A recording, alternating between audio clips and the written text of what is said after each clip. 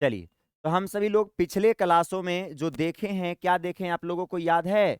Ovary के अंदर अर्थात अंडाशय के अंदर किसका निर्माण हम बताए थे होता है? ओवम का। अरे किसका बताए थे जी? और ओवम का मतलब क्या होता है? अंडाणु। ओवम का मतलब अंडाणु का निर्माण होता है या नहीं होता है? अब बताओ बाबू, यह अंडाणु का निर्माण इसमें हो गया, तो अब ये अंडाणु आएंगे इस रास्ते से, अरे आएंगे कि नहीं आएंगे? तो अंडाशय के अंदर जब अंडाणु बनता है, तो यह अंडाणु अब आगे की ओर जो गति करेगी, ये कौन सी नलिका की मदद से? तो सहायक नलिका। कौन नलिका? और सहायक नलिका को इंग्लिश में क्या बोलते हैं? Accessory duct. सहायक नलिका को क्या बोलेंगे? एक्सेसरी डक्ट कहते हैं कि नहीं कहते हैं? सहायक नलिका को हम इंग्लिश में क्या बोलेंगे? तो आप कहिएगा सर एक्सेसरी डक्ट कहते हैं। एक्सेसरी डक्ट, सहायक नलिका। और सहायक नलिका की संख्या आप नहीं जानते हैं? अरे कितना होता है? 4 होता है। सहायक नलिका कितने? पहला का नाम बताओ। Fallopian tube. क्या बोलोगे? फैलोपियन ट्यूब कहोगे। दूसरा क्या बोलोगे? यूट्रस। क्या कहेंगे? यूट्रस का मतलब गर्भाशय। तीसरा क्या? सर्विक्स। और सर्विक्स का मतलब ग्रीवा। और चौथा नंबर क्या होता है? चौथा नंबर होता है वेजाइना। और वेजाइना का मतलब क्या होते हैं? योनि। वेजाइना का मतलब, तो एक्सेसरी डक्ट की संख्या कितनी? 4। पहला फैलोपियन ट्यूब, दूसरा यूट्रस, चौथा सर्विक्स, तीसरा सर्विक्स, और चौथा क्या? वेजाइना। अब देखिएगा होगा क्या, सिंपल सी बातें। ये रास्ता को आप देखिएगा, इस ओवरी के अंदर ओवम बना, तो सबसे पहले ये कहाँ आ जाएंगे जी? फैलोपियन ट्यूब में। कहाँ आ जाएंगे? अरे आएंगे कि नहीं आएंगे? यहाँ पर कुछ प्रोसेस प्रक्रियाएं होगी। मतलब पहला नली जो आता है, ये कौन सहायक नली का है? Fallopian tube. दूसरा नली फिर जो ये है मोटा वाला, ये कौन है? यूट्रस। कौन है? और तीसरा नली जो पतली जैसी आ रही है, ये कौन है? सर्विक्स। कौन है? सर्विक्स। और सर्विक्स के बाद जो आती है उसे क्या बोलते हैं? वेजाइना। कौन बोलेंगे? तो ये सब एक प्रकार की यहां से नली स्टार्ट होता है और ये नली डायरेक्ट बाहर की ओर खुलता है, इसी को कहते हैं सहायक नलिका। आइए, स्टार्टिंग में जो मिलेगा फैलोपियन ट्यूब, दूसरा में ये जो बड़ा सा नली होगा उसे क्या बोलेंगे? यूट्रस। क्या बोलेंगे? यूट्रस। और उसके बाद जो नली आएगी, इस नली को क्या बोलेंगे? सर्विक्स। और लास्ट में क्या बोलते हैं बाबू? वेजाइना। क्या बोलेंगे? वेजाइना। अब देखिए कहानी अब स्टार्ट होता है। तो इस ओवरी के अंदर, अंडाशय के अंदर अंडाणु का निर्माण हो गया। तो अब यह अंडाणु आएंगे किस में? आएंगे फैलोपियन ट्यूब में। किस में आ जाएंगे? तो सवाल है फैलोपियन ट्यूब में कैसे आएंगे? तो याद रखना, ये फैलोपियन ट्यूब के जो होते हैं 3 भाग होते हैं। फैलोपियन ट्यूब के कितने भाग? हम 3 भाग को देखो बना दे रहे हैं बाबू। मानिए कि यहां से लेकर यहां तक एक अलगा पार्ट है, यहां से लेकर यहां तक मानिए दूसरा पार्ट है, और ये जो है तीसरा पार्ट है। समझ जाइएगा। तो वैसा पार्ट, फैलोपियन ट्यूब का वह पार्ट जो यूट्रस में खुल रहा है, उसे हम कहते हैं इस्थैमस। क्या बोलेंगे? याद रखेंगे, उस पार्ट को क्या बोलेंगे? इस्थैमस। बीच वाला जो पार्ट होता है, इसे हम कहेंगे एम्पुला। क्या बोलेंगे? एम्पुला। और ये लास्ट वाला जो पार्ट है, इसे क्या बोलेंगे? इनफंडीब्यूलम। क्या कहेंगे? इनफंडीब्यूलम। बोलना, इनफंडीब्यूलम। कोई दिक्कत यहां तक? तो फैलोपियन ट्यूब के कितने भाग हो गए? 3 भाग। सबसे पहला भाग इधर से इस्थैमस, बीच वाला, और तीसरा वाला इनफंडीब्यूलम। अगर इस इनफंडीब्यूलम को देखोगे, तो इस इनफंडीब्यूलम में कुछ उंगली के समान ऐसे करके संरचनाएं होती है। आपको यहां पर नहीं दिख रहा है, लेकिन हम ऐसे करके दिखा दिए। क्या इनफंडीब्यूलम में क्या उंगली के समान संरचनाएं दिख रही है? इस उंगली के समान संरचनाएं जो होती है बच्चे, इसे कहा जाता है फिम्बरई। क्या बोलेंगे? फिम्बरई कहते हैं। और फिम्बरई का मतलब होता है झालर। फिम्बरई का मतलब, फिम्बरई का मतलब झालर। ये झालर करता क्या है? जनरली यह झालर जो होता है, ये अंडाशय पर इस प्रकार से सटे होते हैं। इस प्रकार से अंडाशय को जकड़े हुए रखता है। और जैसी अंडाशय के अंदर ओवम बन जाएगा, अंडाणु बनेगा, तो उसे अपनी ओर लाने में क्या करेगा? मदद करेगा। मानिए कि इसके अंदर जो बना था ओवम, वह ओवम को ये फिम्बरई ने ऐसे ऐसे करके अपनी ओर क्या कर लिया? खींच लिया। मतलब सबसे पहला ओवम आ गया है, कौन पार्ट में आ गया है बताओ? फैलोपियन ट्यूब के कौन सा पार्ट में आ गया? इनफंडिब्यूलम। कौन पार्ट में? इनफंडिब्यूलम। अब सवाल है सर ये जाएगा आगे की ओर कैसे बढ़ेगा? तो याद रखेंगे इस फैलोपियन ट्यूब में बच्चे ध्यान रखेंगे पतली पतली ऐसे ऐसे रोम जैसी संरचनाएं भी होती है। ध्यान रखेंगे इस प्रकार से रोम जैसी क्या होती है? तो संरचनाएं होती है। ध्यान रखेंगे ऐसे ऐसे रोम जैसी संरचनाएं होती है। सर इस रोम जैसी संरचना को क्या बोलते हैं? तो इसे बोलेंगे पिली। क्या बोलेंगे? पिली। क्या बोलेंगे?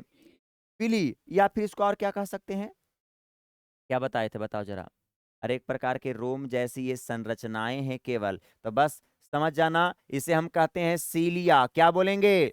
सीलिया। ध्यान रखिएगा सीलिया पाया जाता है और सीलिया को हम हिंदी में बोलते हैं पछमाव। सीलिया को क्या बोलेंगे? पछमाव। ध्यान दीजिएगा सीलिया को हिंदी में क्या बोलेंगे? पछमाव। पीली के जैसा होता है, अरे बैक्टीरिया उक्टीरिया में होता है ना, उसी के जैसा होता है। यहाँ पर एक बाल जैसी संरचना होती है, उसे क्या बोलते हैं? सीलिया। ये सीलिया करेगा क्या? इसमें हल्की हल्की फैलोपियन ट्यूब में ऐसे ऐसे मूवमेंट होते रहता है, हल्की हल्की इस प्रकार से मूवमेंट होते रहता है। और ये मूवमेंट के कारण ये आगे की ओर क्या होते जाएगा? मूव करते जाएगा। अरे जाएगा कि नहीं जाएगा? ओवम यहाँ था, अब ये आ गया यहाँ पर। ऐसी करते करते घसकाते घसकाते कौन वाला पार्ट में आ गया? देखो तो एम्पुला। कौन पार्ट में आ गया? एम्पुला। आ गया कि नहीं आ गया? ओवम अब आ गया है कौन पार्ट में? एम्पुला पार्ट में। अब एम्पुला पार्ट में रुकेगा। अब लड़का का स्पर्म आएगा, इधर से आएगा ना। अब मानिए यह महिला संबंध बनाई, वह महिला जब संबंध बनाई तो वह पुरुष ने क्या किया? महिलाओं के योनि के अंदर लाखों की संख्या में क्या डाल दिया? स्पर्म। क्या डाल दिया? स्पर्म, शुक्राणु। इसमें से लाखों की संख्या में स्पर्म डाला तो गया, लेकिन इसमें से कई सारे स्पर्म इधर दीवार से चिपक के मर जाएंगे, रगड़ा के मर जाएंगे। बहुत सारे स्पर्म जो होते हैं डेड कर जाएंगे। कैसे डेड करेंगे हम बताएंगे। अब कुछ इधर चला जाएगा, कुछ इधर लगड़ा जाएगा, कुछ ऊपर में जाके सट जाएगा। मतलब लाखों के संख्या में स्पर्म तो आए हैं, लेकिन लाखों के संख्या में स्पर्म बच नहीं पाएंगे। और ध्यान रखिएगा एक बात और बताए थे कल की क्लास में शायद, जो महिलाओं के 2 ओवरी होते हैं, ये जो होता है अल्टरनेटिव काम करता है।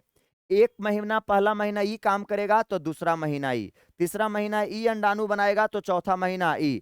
ऐसा दोनों के दोनों एक साथ ओवम का निर्माण नहीं करता है। जबकि पुरुषों के अगर टेस्टिस की बात करें तो पुरुषों का टेस्टिस जो होता है एक साथ स्पर्म का निर्माण करता है, लेकिन महिलाओं में दोनों ओवरी एक साथ कार्य नहीं करते हैं। ये बात ध्यान में रहेंगे बात। अगर जनवरी के महीना में ये वाला ओवरी काम किया है तो फरवरी में कौन काम करेगा? ये वाला। मार्च में ये काम करेगा तो अप्रैल में ये वाला। इसी प्रकार से अल्टरनेटिव चलते रहते हैं, एक साथ दोनों ओवरी काम नहीं करेगा।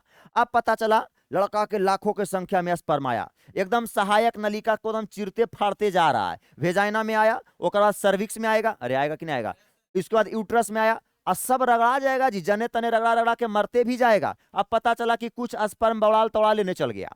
अब बताओ जो स्पर्म ई साइड जाएगा, क्या हुआ? स्पर्म तो बेकारे हो गया। इधर ओवम तो बना है नहीं ये महीना, तो ये सारे के सारे क्या हो गए?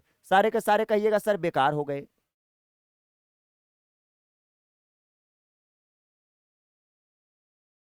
ध्यान दीजिएगा, तो सारे के सारे क्या हो गए? तो आप कहिएगा सर सारे के सारे इधर का स्पर्म बेकार हो जाएगा। अब अरे भाई देखिएगा अब क्या होगा, समझेंगे जरा अगली बातें। अब ये स्पर्म इधर से गया, अब इसमें से पता चला कि हजारों के संख्या में इस रास्ता में सही दिशा में ढुका, लेकिन सही दिशा में ढुका तो, लेकिन ओकरों में से जो अंडाणु के पास पहुंच पाया वह केवल एक ही गो ओस्ताज था। मतलब एक ही केवल स्पर्म पहुंच पाया। क्या स्पर्म केवल पहुंच पाया? एक ही स्पर्म पहुंच पाया बाबू। कौन वाला पार्ट में? एम्पुला वाला पार्ट में। तो अब बताओ यहां पर शुक्राणु और अंडाणु आपस में मिला या नहीं मिला? तो जब ये शुक्राणु और अंडाणु आपस में मिल जाएंगे तो बच्चा बच्चा जानता है, जब शुक्राणु और अंडाणु आपस में मिलते हैं तो क्या बनता है? बताओ क्या बनता है? जायगोट। क्या बनेगा? तो आप कहिएगा सर जायगोट बनेगा। और जायगोट का मतलब क्या होता है? युग्मनज। जायगोट का मतलब जैसी युग्मनज बन जाएगा तो युग्मनज के निर्माण के 7 दिनों के बाद, अब बताओ इसमें धीरे धीरे सीलिया पाया जा रहा है जी। अरे फैलोपियन ट्यूब में सीलिया पाया जा रहा है। अब ये सीलिया की मदद से जायगोट धीरे धीरे धीरे धीरे आगे की ओर बढ़ेगा, और 7वां दिन गर्भाशय के ये वाला जो भित्ति देख रहे हो, इस गर्भाशय के भित्ति से आकर क्या हो जाएगा? चिपक जाएगा। गर्भाशय के भित्ति से आकर क्या हो जाएंगे? चिपक जाएंगे, और ये चिपकने की प्रक्रिया क्या कहलाएगी? तो याद रखेंगे इम्प्लांटेशन। क्या बोलेंगे? इम्प्लांटेशन। और इम्प्लांटेशन का मतलब होता है अंतःरोपण। इम्प्लांटेशन का मतलब क्या हो जाएगा? अंतःरोपण। तो याद रखिएगा, जायगोट के निर्माण के बाद 7वां दिन महिला के गर्भाशय से हुआ जायगोट का चिपकना क्या कहलाता है? इम्प्लांटेशन। क्या कहलाएगा? इम्प्लांटेशन। और ये जब तक चिपका रहेगा, जब तक यह संपूर्ण तरीके से शिशु का क्या नहीं हो जाता है? विकास। यदि मानव का यह जायगोट होगा तो यह 9 महीना 15 दिन तक चिपका हुआ रहेगा। जब तक अच्छा तरीके से विकास नहीं हो जाएगा बच्चों का, तब तक यह गर्भाशय के अंताभिति इसके चारों तरफ लेयर बना के इसको पकड़े रहेंगे, कहेंगे जाना नहीं है, आपको रख ले रहेंगे हम। यहां पर जकड़ाल रहेगा। जैसी बच्चों का विकास होगा उसके बाद ये गर्भाशय स्तर से छूटेंगे और फिर बच्चा आगे की ओर क्या हो जाता है? पुश होता है। बात समझ में आया क्या? इतनी बातें समझ में आई तो सबसे पहले आप हमें बताइएगा, ओवरी के अंदर क्या बना? ओवम। ओवरी के अंदर बताओ जरा। उसके बाद ओवम के निर्माण के बाद यह ओवम सबसे पहला एक्सेसरी डक्ट में आएगा, जिसे क्या बोलते हैं? Fallopian tube. फैलोपियन ट्यूब के कितने पार्ट? 3 पार्ट। सबसे पहला इनफंडिब्यूलम, पहला इनफंडिब्यूलम। दूसरा क्या आएगा? तीसरा क्या आएगा? इनफंडिब्यूलम में उंगली के समान संरचना होगा, उसे क्या बोलेंगे? फिम्बरई। क्या बोलेंगे? फिम्बरई, झालर। इसी झालर की मदद से इसके ओवम आ जाएंगे, किस में आ जाएंगे? फैलोपियन ट्यूब में। किस में आ जाएंगे? अब फैलोपियन ट्यूब में अयला के बाद सीलिया की मदद से यह ओवम आगे की ओर बढ़ेगा और बढ़ते बढ़ते कहां चलाएगा? एम्पुला में। अब लड़कों के स्पर्म इस रास्ते से आएंगे, वेजाइना होते हुए, सर्विक्स होते हुए फैलोपियन ट्यूब में ढुककर कहां आ जाएंगे? एम्पुला में, जहां पर शुक्राणु और अंडाणु आपस में जुड़ेगा, अर्थात क्या होगा? फर्टिलाइजेशन। क्या होगा? फर्टिलाइजेशन। अरे शुक्राणु अंडाणु का जुड़ना क्या कहलाता है? फर्टिलाइजेशन, निषेचन। और इसी निषेचन के दरमियान क्या बन जाएगा? जायगोट। जायगोट बोले तो युग्मनज। जायगोट बोले तो, और फिर यही युग्मनज इसी सिलिया की मदद से धीरे धीरे आगे की ओर बढ़ता आएगा और 7वां दिन इससे क्या हो जाएगा? जुड़ जाएगा। 7वां दिन इससे जुड़ जाएगा और वही प्रक्रिया क्या कहलाएगा? इम्प्लांटेशन। क्या कहलाएगा? एकदम 7वां दिन यहां पर आना ही चाहिए। लेकिन अब पता चला, समझिएगा जरा, किसी महिला का इस फैलोपियन ट्यूब की लंबाई आवश्यकता से ज्यादा है। जनरली इस फैलोपियन ट्यूब की लंबाई एक महिला के अंदर 10 से 12 सेंटीमीटर का होना चाहिए। ध्यान रखेंगे, कितना सेंटीमीटर का? जनरली 10 से 12 सेंटीमीटर का होना चाहिए। और इसकी संख्या कितनी होती है? 2। अरे होता है ना। अब पता चला किसी महिला में 10 से 12 सेंटीमीटर से ज्यादा बड़ा फैलोपियन ट्यूब है। तो अब बताओ, ऐसी अवस्था में इस जायगोट को इस गर्भाशय में पहुंचने में समय लग सकते हैं? अरे लगेगा कि नहीं? रास्ता भी दिया है बढ़ाकर, तो पहुंचने में समय लगेगा ज्यादा कि नहीं लगेगा? अब वैसी अवस्था में समस्याएं हो जाएगी। क्या समस्याएं हो जाएगी भाई साहब? ये जो इम्प्लांटेशन की प्रक्रिया है, हो सकता है ये किस में हो जाए? फैलोपियन ट्यूबे में हो जाए। जो इम्प्लांटेशन यहां होना चाहिए वह इम्प्लांटेशन कहां हो जाएगा? फैलोपियन ट्यूबे में हो जाए। ऐसे भी तो हो सकता है, क्योंकि 7 दिन में पहुंचना, एक लंबाई बड़ा है बाबू। तो समस्याएं हो सकती है, बहुत कारण हो सकता है। उसमें से एक कारण यह भी है, पता चला इम्प्लांटेशन की प्रक्रिया कहां हो गया? तो आपका ये फैलोपियन ट्यूबे में हो गया। तो इस प्रकार की प्रेगनेंसी को कहते हैं एक्टॉपिक प्रेगनेंसी। कौन प्रेगनेंसी बोलेंगे? एक्टॉपिक प्रेगनेंसी कहेंगे। याद रखिएगा, एक्टॉपिक प्रेगनेंसी कहेंगे बाबू। कोई दिक्कत यहां तक?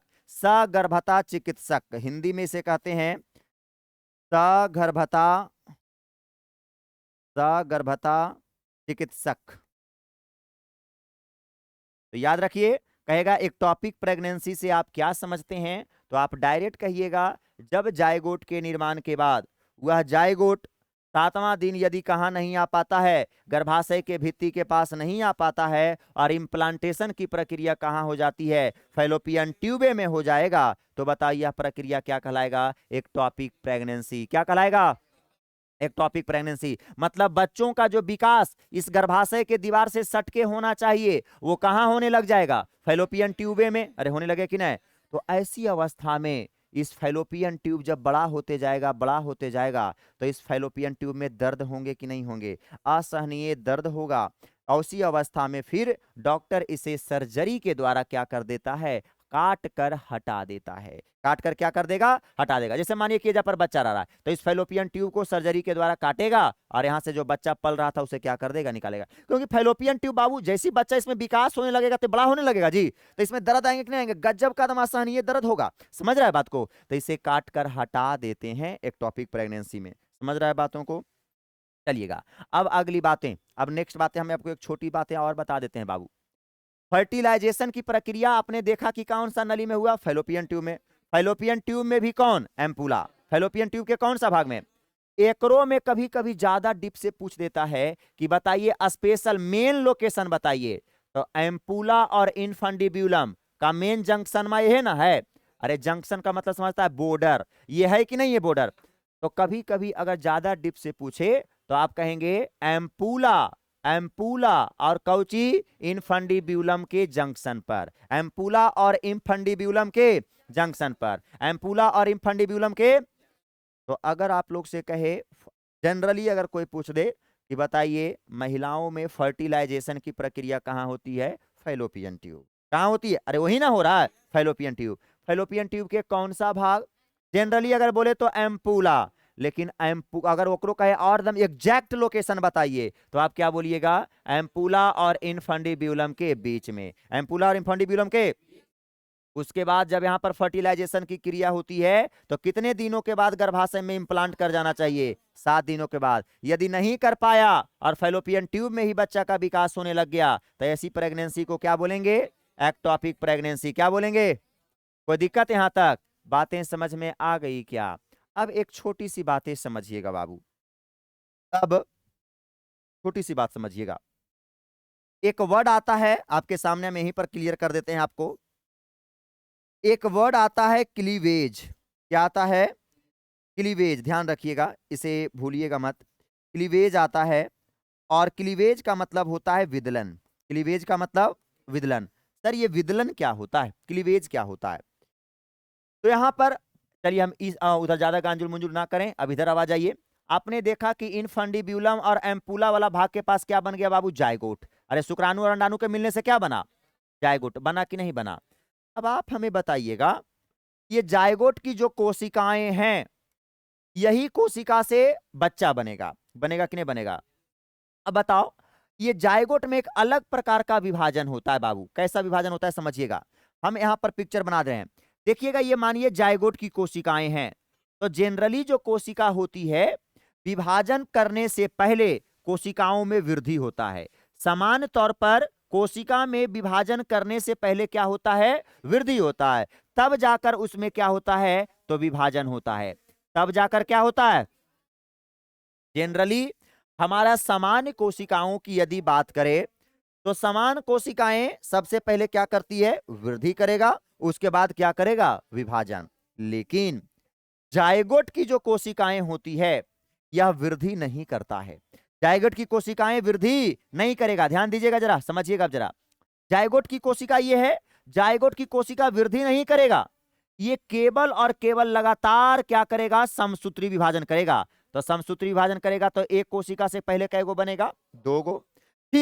फिर करेगा दूसरा बार समसूत्री विभाजन, तो 2 कोशिका से कै गो बन जाएगा? 4 गो। इसी प्रकार से विभाजन करते जाएगा और 4 से 8, 8 से 16 की संख्या में इसी प्रकार से क्या होते जाएंगे? बनते जाएंगे। कोई दिक्कत यहां तक? तो आप बताइए, ये जायगोट की जो कोशिका है, क्या ये जो विभाजन कर रही है, विभाजन करते समय हमें जरा ये बताओ, विभाजन करते समय क्या ये वृद्धि हो रही है? क्या नहीं हो रही है? क्या वृद्धि हो रही है? क्या वृद्धि नहीं हो रही है। लेकिन यह कोशिका, जो जायगोट की कोशिका है, यह इतना समसूत्री विभाजन लगातार की कि यह कौन रूप धारण कर ली? तो आप कहिएगा बहुकोशिकीय रूप धारण कर ली। अरे कर ली कि नहीं कर ली? बहुकोशिकीय रूप धारण कर ली है, लेकिन कोशिका में वृद्धि नहीं हुआ है। बहुकोशिकीय का मतलब होता है मल्टी सेलुलर। मल्टी सेलुलर, याद रहेंगे, मल्टी सेलुलर रूप धारण कर लिया। और यही प्रोसेस क्या कहलाता है? क्लीवेज कहलाता है। क्लीवेज बोले तो विदलन। क्लीवेज बोले तो विदलन। आपसे यदि कहे कि क्लीवेज क्या है, विदलन क्या है, तो आप डायरेक्ट कहेंगे जब कोई कोशिका में लगातार समसूत्री विभाजन हो रहा हो लेकिन कोशिका में वृद्धि नहीं हो रही हो और वो कैसा रूप धारण कर रहा हो, अरे किया कि नहीं किया, बहुकोशिकीय रूप धारण कर लिया हो, तो यह प्रोसेस क्या कहलाता है, क्लीवेज। यह प्रोसेस क्या कहलाता है, क्लीवेज कहलाता है। क्लीवेज बोले तो विदलन, क्लीवेज बोले तो क्या हमने बोला कि जब कोई कोशिका लगातार समसूत्री विभाजन कर रही हो लेकिन उस कोशिका में किसी प्रकार की वृद्धि नहीं हो रही हो और वह कैसा रूप धारण कर लेता हो, बहुकोशिकीय रूप धारण कर लेता हो, तो यह प्रक्रिया क्या कहलाएगा, क्लीवेज कहलाएगा। और क्लीवेज का मतलब क्या होता है, विदलन। क्लीवेज का मतलब, अब बताओ इस जायगोट की कोशिका में जनरली जो होता है बाबू क्या होता है, विदलन ही होता है। क्या होता है, विदलन। अब सोचिए मानिए इस जायगोट की कोशिका विभाजन करेगा तो पता चला कि 1 से 2 बना। अब बनने से पहले इसमें आकार में क्या हो गई बाबू, वृद्धि हो गई, विभाजन करने से पहले वृद्धि हो गई। तो बताओ इस फैलोपियन ट्यूब में फंस सकता है, अरे फंसेगा कि नहीं फंसेगा, फंस सकता है। मतलब कैसा प्रेगनेंसी हो जाएगा, एक्टोपिक प्रेगनेंसी, अरे हो जाएगा कि नहीं हो जाएगा, एकदम वृद्धि नहीं होना है, जैसी वृद्धि हो गया बाबू तो वह प्रेगनेंसी यहां नहीं, वह यहीं पर प्रेगनेंसी हो जाएगा। समझ रहा है बात को, इसीलिए जानबूझकर होना ही चाहिए जायगोट की कोशिका में कौन प्रोसेस, क्लीवेज होना चाहिए, विदलन होना चाहिए, ताकि जैसी वृद्धि कर जाएगा बाबू तो यह बच्चा एजे पर फंस जाएगा, आगे की ओर नहीं बढ़ पाएगा। ऐसी 1 से 2, 2 से 4, 4 से 8, 8 से 16, 16 से 32, 32 से 64 कोशिका होते होते यहां पर आकर पहुंच जाता है। कहां आकर पहुंच जाता है, गर्भाशय के भित्ति से आकर चिपक जाता है। बात समझ में आया। 1 से 2 होगा, मानिए 1 से 2 हुआ यहां पर पहुंचा, 2 से 4 हुआ यहां पर पहुंचा, 4 से 8, 8 से 16, 16 से 32, 32 से 64, 64 होते होते आके चिपक जाता है गर्भाशय के भित्ति से। कोई दिक्कत यहां तक। और यह प्रोसेस और प्रक्रिया क्या कहलाएगा, इम्प्लांटेशन। इम्प्लांट हो गया फैलोपियन ट्यूब की कहानी समाप्त। अब आइए हम लोग पढ़ेंगे, अगला नंबर पढ़ेंगे। पहला फैलोपियन ट्यूब एक्सेसरी डक्ट पढ़ लिए ना, अब दूसरा, अब कहां बच्चा, अब कहां आ गया है, यूट्रस में आ गया है। तो पहले हम हल्की हल्की बातें बता रहे हैं, उसके बाद डीप तरीके से देखेंगे। अब आइए सबसे पहले किसकी बात करेंगे बाबू, यूट्रस, गर्भाशय की बात करते हैं। तो सबसे पहले अगर गर्भाशय की बात किया जाए तो गर्भाशय के 3 भाग होता है। गर्भाशय के कितने भाग, 3 भाग। ये ऊपर वाला भाग जो देख रहे हो ना, ऊपर वाला भाग को कहते हैं फंडस। क्या बोलेंगे, फंडस। साइड वाला पार्ट जो देख रहे हो, साइड वाला पार्ट को कहते हैं बॉडी। क्या बोलेंगे, कोई दिक्कत। और ये जो लास्ट पार्ट जो दिख रहा है इसे क्या बोलते हैं, सर्विक्स। सर्विक्स बोले तो ग्रीवा, सर्विक्स बोले तो बताओ गर्भाशय के कितने भाग, 3 भाग, पहला, दूसरा और तीसरा। ऊपर वाला क्या होगा, फंडस, साइड वाला बॉडी और नीचे वाला सर्विक्स। कोई दिक्कत यहां तक। अब एक बात को समझिएगा कि जो महिला का गर्भाशय होता है बच्चे, यह गर्भाशय 3 लेयर का बना होता है। कितने लेयर से, 3 लेयर से बने होते हैं। आइए जरा हम तीनों लेयर को दिखाएंगे। हालांकि गांजुल मुंजुल तो नहीं लग रहा है ना, चलिएगा हम साफ सुथरा करते चलते हैं। गांजुल मुंजुल कैसे लगेगा भाई साहब, साइड वाला पार्ट को हमने बॉडी बोल दिया। तो गर्भाशय के हमने कितने लेयर बता दिए, 3 लेयर। चलिए सबसे पहले ये अंदर लेयर, लेयर जो दिख रहा है, अंदर आंतरिक लेयर, अंदर वाला जो लेयर दिख रहा है, इसे हम कहते हैं, याद रखिएगा, इसे हम कहेंगे इंडोमेट्रियम। क्या बोलेंगे, इंडोमेट्रियम। अभी हम जस्ट सभी से पूछने लगेंगे, इंडोमेट्रियम। कोई दिक्कत। गर्भाशय के अंतः अस्तर को क्या बोलेंगे, इंडोमेट्रियम। बीच वाले जो अस्तर होते हैं बाबू, बीच वाला अस्तर को कहते हैं मायोमेट्रियम। क्या बोलेंगे, मायोमेट्रियम, मायोमेट्रियम। और सबसे बाहरी वाला जो अस्तर होता है इसे हम कहते हैं पेरीमेट्रियम। क्या बोलेंगे, पेरीमेट्रियम, पेरीमेट्रियम। क्या याद रहेंगे, तो बताओ गर्भाशय के कितने लेयर, कितने लेयर। सबसे पहला बाहर वाला लेयर को क्या बोलेंगे, पेरीमेट्रियम, बाहर वाला लेयर, बीच वाला मायोमेट्रियम और अंदर वाला इंडोमेट्रियम। पेरीमेट्रियम, मायोमेट्रियम, देखो एक एक नामों से और जाना जाता है। पेरीमेट्रियम को जो है ना कभी कभी एक्टोडर्म भी कहा जाता है। क्या बोलेंगे, कभी कभी इसे एक्टोडर्म भी कहा जाते हैं बाबू, एक्टोडर्म, एक्टोडर्म। इसे कभी कभी मीजोडर्म कहते हैं। क्या बोलेंगे? मीजोडर्म कहते हैं। और इसे कभी कभी कह देते हैं इंडोडर्म। क्या बोलेंगे? कुछ है नहीं एक्चुअली। इन का मतलब अंदर, तो अंदर है जो इन का मतलब अंदर, तो इंडोडर्म। एम का मतलब मीडियम, जो मध्य में है उसे मीजोडर्म बोलिए या फिर मायोमेट्रियम। और एक्टोडर्म, एग्जिट मतलब जो बाहर है, तो एक्टोडर्म बोलिए या फिर क्या कहिए, पेरीमेट्रियम। कोई दिक्कत यहाँ तक? अब छोटी सी बात हम आपको बताते हैं, अगली बातें कि पेरीमेट्रियम का क्या काम होता है, समझना जरा। गर्भाशय के जो बाहरी लेयर होता है जिसे क्या बोल रहे हैं, पेरीमेट्रियम, इसके क्या कार्य हैं सर? तो इसका काम होता है गर्भाशय को क्या करना, एक निश्चित आकृति देना और साथ ही साथ प्रोटेक्शन देना, कि जैसा रहेगा वैसा गर्भाशय होंगे। अर्थात एक आकृति, गर्भाशय के आकृति देने के साथ साथ गर्भाशय को क्या देता है, प्रोटेक्शन। गर्भाशय को और क्या देगा, प्रोटेक्शन देगा। कोई दिक्कत? जबकि बीच वाला जो मायोमेट्रियम होता है, अब ये मायोमेट्रियम का क्या काम है सर? तो याद रखेंगे, ये जो मायोमेट्रियम होता है बाबू, जब बच्चा एकदम संपूर्ण तरीके से यहां पर विकास कर गया, 9 महीना हो गया, और जब बच्चा बाहर जब आता है ना, तो यही मायोमेट्रियम जो होता है, इसमें हल्का सा थरथराहापन होता है, वाइब्रेशन इसमें होता है। कौन वाला भाग में? मायोमेट्रियम में। थरथर ऐसे करके वाइब्रेट मारता है, और जब वाइब्रेट मारेगा तो इसके अंदर जो बच्चा बना है वो आगे की ओर क्या होगा, पुश होगा, आगे की ओर बढ़ेगा कि नहीं बढ़ेगा? तो गर्भाशय के मध्य भित्ति डिलीवरी के टाइम अर्थात प्रसव के समय क्या करता है, पुश करता है, बच्चे को बाहर ठेलने में क्या करता है, मदद करता है। कोई दिक्कत यहां तक? जबकि ये जो इंडोडर्म है, अंदर वाला लेयर है, ये इंडोडर्म वाला लेयर में क्या होता है, तो आप खुद देख लिए क्या हो रहा है बाबू, इम्प्लांटेशन। क्या हो रहा है? तो इम्प्लांटेशन की प्रक्रिया गर्भाशय के सबसे आंतरिक स्तर किसमें होती है बाबू, इंडोडर्म, या फिर क्या बोलिएगा, इंडोमेट्रियम। होती है कि नहीं होती है? और इसी इंडोमेट्रियम मतलब हम देखो बाबू, इसके दो चीज होते हैं। सबसे पहला याद रखेंगे, पहला नंबर में इम्प्लांटेशन होता है, इस भाग में होता है कि नहीं होता है, इम्प्लांटेशन अंतारोपण। इम्प्लांटेशन बोले तो क्या कहेंगे, अंतारोपण। और दूसरा नंबर में महिलाओं के अंदर साइक्लिन प्रोसेस चलता है, जो मासिक धर्म का साइक्लिन प्रोसेस जो चलता है, चक्रीय परिवर्तन जो चलता है। साइक्लिन प्रोसेस का मतलब होता है चक्रीय परिवर्तन। जो चक्रीय परिवर्तन महीना दर महीना पीरियड्स जो आते हैं, मासिक धर्म जो आते हैं, ये प्रत्येक प्रत्येक महीना यह इंडोडर्म जो होता है, इसकी लेयर, इसका स्तर खराब हो जाते हैं। समझ रहे हो बातों को? ये टूट टूट कर प्रत्येक महीना मासिक धर्म धर्म के रूप में क्या होता है, बाहर गिरता है। बात समझ में आई क्या? मतलब ये जो अंदर का लेयरवा है ना, इंडोमेट्रियम, प्रत्येक महीना खराब होता है, और प्रत्येक महीना टूट टूट कर क्या होता है, बाहर की ओर थक्का थक्का के रूप में गिरते रहता है, जिसे हम मासिक धर्म या पीरियड्स भी कहते हैं। समझ में बात आई क्या?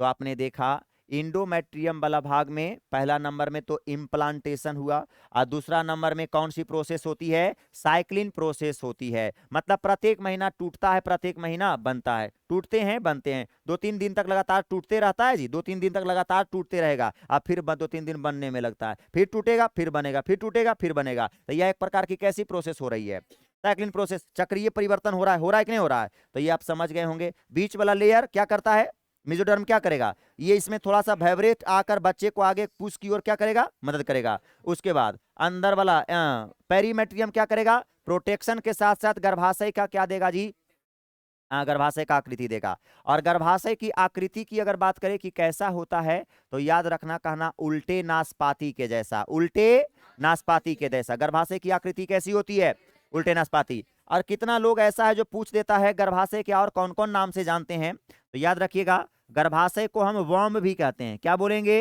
वॉर्म भी कहते हैं। साथ ही साथ इसे हिस्टेरा भी कहते हैं। क्या बोलेंगे, हिस्टेरा कहते हैं। और हिस्टेरा का मतलब होता है बच्चादानी। हिस्टेरा का मतलब, गांव घर में इसे बच्छदानी कह देते हैं लोग, बच्छदानी, मच्छदानी, मच्छरदानी, बच्चादानी। क्या बोलेंगे, बच्चादानी।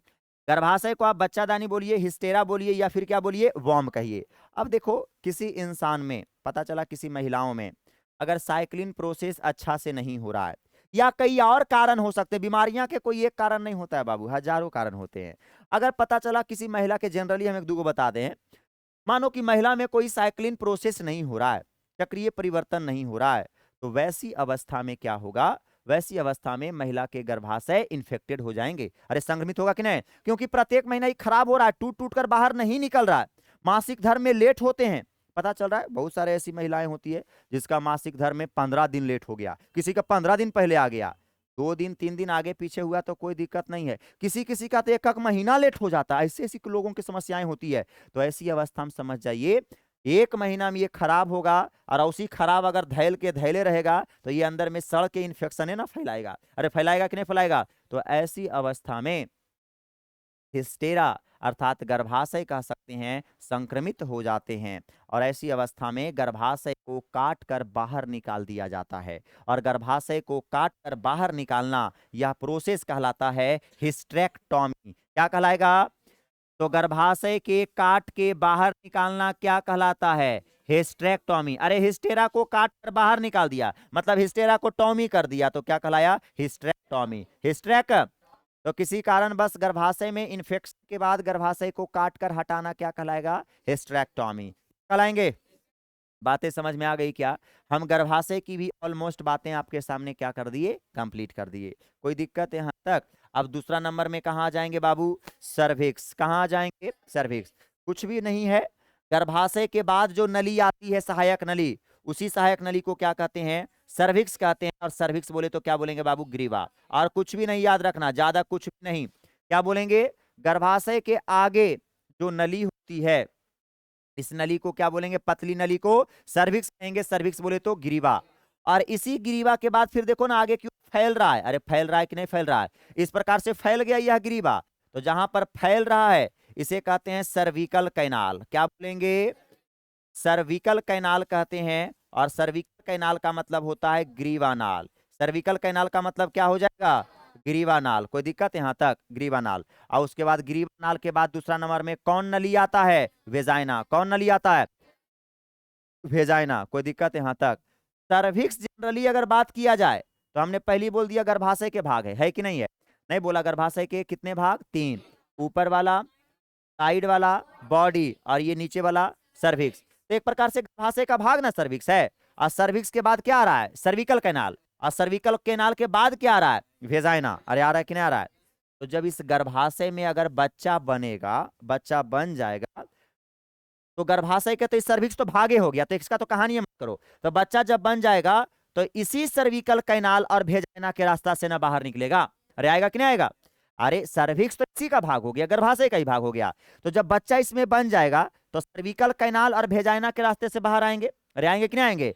तो मतलब कह सकते हैं इस सर्विकल कैनाल और वेजाइना को यदि आपस में जोड़ दिया जाए, ध्यान रखेंगे, इस सर्विकल कैनाल और आपस में किसको जोड़ दिया जाए, वेजाइना को जोड़ दिया जाए। वेजाइना का मतलब योनि को जोड़ दिया जाए तो निर्माण होता है बर्थ कैनाल का। किसका निर्माण हो जाएगा, बर्थ कैनाल का निर्माण हो जाता है। और बर्थ कैनाल को हम कहते हैं जन्मनाल। बर्थ कैनाल को क्या बोलेंगे, जन्मनाल। बर्थ कैनाल को क्या बोलेंगे जी, जन्मनाल। कोई दिक्कत यहाँ तक। आपसे कहेगा बर्थ कैनाल का निर्माण कैसे होता है, तो आप कहिएगा सर्विकल कैनाल और किसको, वेजाइना। सर्विकल कैनाल और वेजाइना आपस में जुड़कर क्या बनाता है, जन्मनाल। अरे जन्म वाला एक नली बन जाता है। अरे बनता है कि नहीं बनता है।